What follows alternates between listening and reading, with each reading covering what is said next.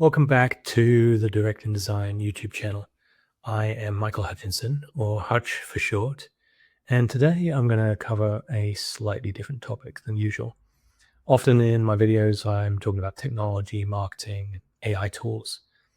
But today, I want to cover a very important topic to me, and I think to a lot of people, about self-esteem and the inner critic. The first thing I think that everybody should realize is that part of being human is being vulnerable. And it's very easy, especially with social media, to make observations outside of oneself about how other people are doing better than you, they're coping better than you, they're more attractive, they're more successful. There's all of these things going on.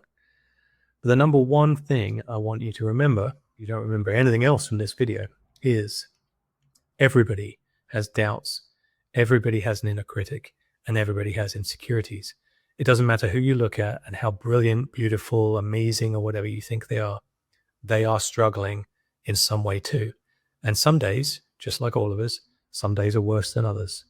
Sometimes we have prolonged periods of time where we have self-doubts and the inner critic is just singing and yelling and we're not able to get past it. So I thought it was important to talk about a couple of things that I believe about myself, about my observations of the world, and how I've found ways to cope and to build my own self-esteem. So growing up, I didn't have a great self-esteem. I didn't think that I was attractive. I didn't think that I was smart. And now sometimes I think about success, I have doubts, and that inner critic comes out and basically puts me down. When the inner critic is putting me down, it's difficult to lift myself up. I strongly believe in three elements of self. But first of all, let's talk about observations of the world and what I think is important in moving through the world in a healthy way. I encounter a lot of people that struggle with hardship, they struggle with self-esteem, they struggle with things in life. And let's face it, life is difficult and we're faced by pressures every day, numerous pressures in all sorts of areas: family, relationships, finances, success, you name it, we have struggles. The biggest problem is not being self-reflective and owning our own choices. What I mean by that is that often you'll encounter people and they're like, this happened to me today, and that happened to me today, and this person did this, and this person said that, and this, and it's all outside of themselves. The thing is, you can't control any of that. You can only control how you deal with these encounters, these experiences, with life's challenges. You can control that. You can control the decisions that you make when you face hardship or face challenges or encounter joy or pleasure or pain.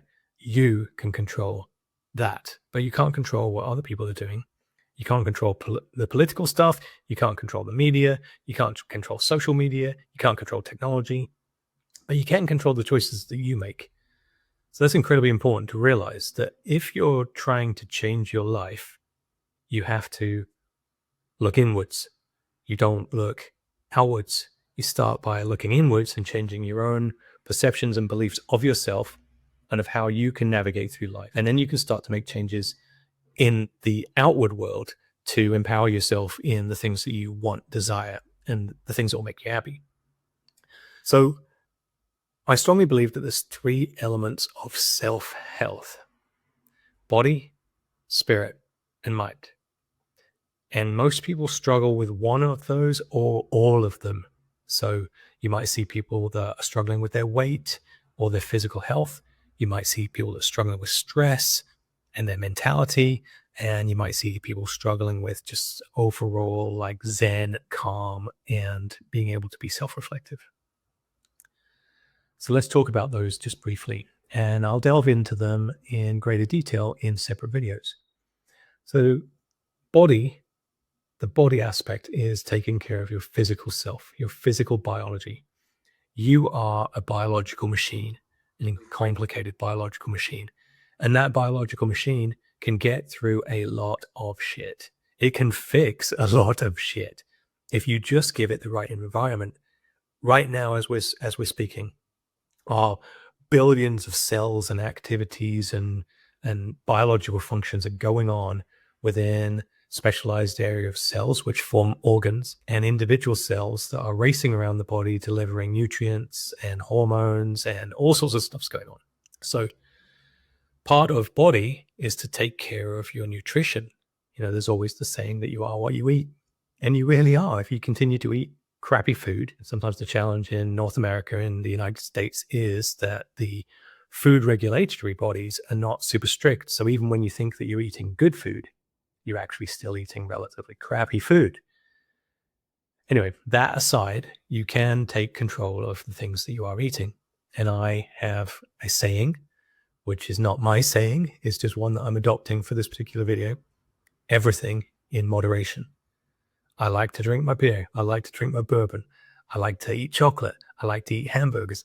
All of these things that really, if I keep eating every single day, I'm not going to be healthy.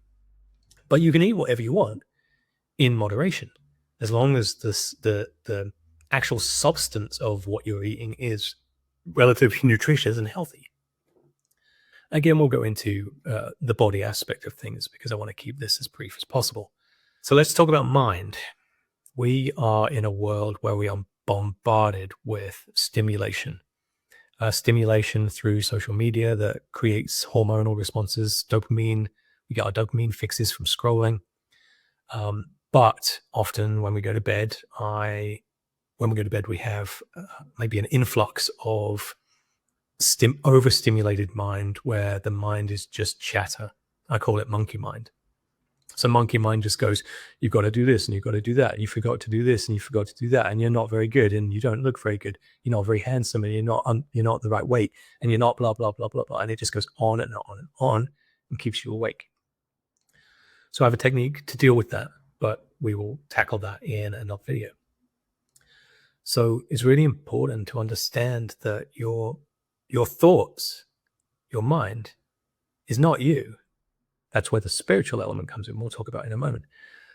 The mind is an organ. The brain is an organ. It forms a function in protecting you, controlling things, in regulating things in your biological machine. But it's not you. What you are is separate from your mind. So sometimes you have to look at what the mind is doing and the messages that it's giving you and realize that that's not you at all. That's this organ that's there with a particular role. It's just doing stuff. Hence the monkey mind, because it's just going crazy when you should be going to sleep. That could be caffeine, that could be dopamine, scrolling, it could be all sorts of things that you probably shouldn't be doing before bed. Okay, let's look at spirit. And this is something I neglected for a very long time. And I'm not talking about religion, although you can find spirituality through your religion. I'm not going to pick on any particular religion, or it doesn't really matter if you're atheist or agnostic or whatever religious beliefs that you have. The spiritual aspect of self, again, goes back to self-reflection and internal observations. The spiritual self for me is the quiet voice that can calm the monkey mind. Without the spiritual aspect, without that quiet voice, without that voice of reason that just whispers and is calm and says, no, none of this stuff that the monkey mind is saying is even real. Just calm down. So that the spiritual self is really important to nurture. Anyway, I'm not going to go into great detail about any of those individual things today. I just wanted to present this as food for thought. And I hope that it's got your mental juices flowing and that you can get some insight from my insight. Thank you very much for listening today. I'm going to go into each of those elements one by one, and we're going to continue along this series. This one I think we will call the inner critic, and we'll start to tackle what the inner critic is and maybe look at ways to build up your self-esteem and to function in a healthy manner in our chaotic world. So thank you for tuning in. Please subscribe and like and comment. Share with me the struggles that you have in your lives and the ways that perhaps you find ways to cope with how chaotic our life is. And for now, I will bid you farewell. Thank you.